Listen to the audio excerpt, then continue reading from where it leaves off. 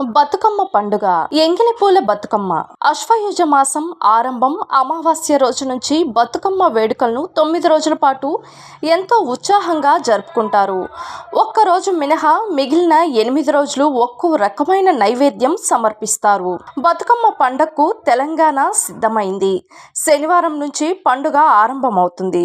మహాలయ అమావాస్య నాడు ప్రారంభమై బతుకమ్మ సంబరాలు అశ్వయుజ అష్టమితో ముగుస్తాయి. ఈ 9 రోజులు తెలంగాణలో ఆడపడుచులు రోజుకో రూపంలో బతుకమ్మను కొలుస్తారు. బతుకమ్మ అనే మాట వినగానే ముందుగా మనకు గుర్తుకు వచ్చేది పూలు, నైవేద్యాలు. 9 రోజులు జరుపుకునే ఆ పండుగ వేడుకల్లో ఒక్కో రోజు మినహా మిగిలిన 8 రోజులు ఒక్కో రకమైన నైవేద్యం సమర్పిస్తారు. 9 రోజుల బతుకమ్మ పండుగలో మొదటి రోజు బతుకమ్మను ఎంగిలి పువ్వు బతుకమ్మ అని అంటారు.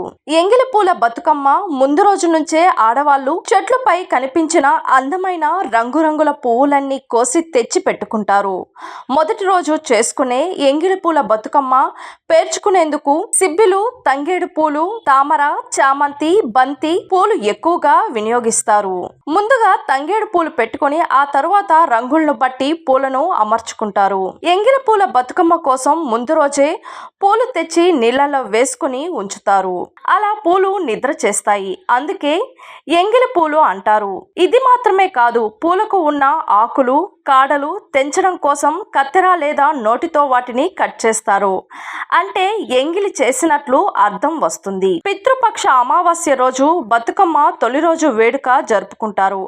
ఆ రోజు చాలా మంది తమ పెద్దలకు, పూర్వీకులను తలుచుకుంటూ ధార్మిక కార్యక్రమాలు నిర్వహించి ఆ తర్వాత కాస్త భోజనం చేసి బతుకమ్మను తయారు చేస్తారు. భోజనం చేయడాన్ని ఎంగిలి పడ్డం అంటారు.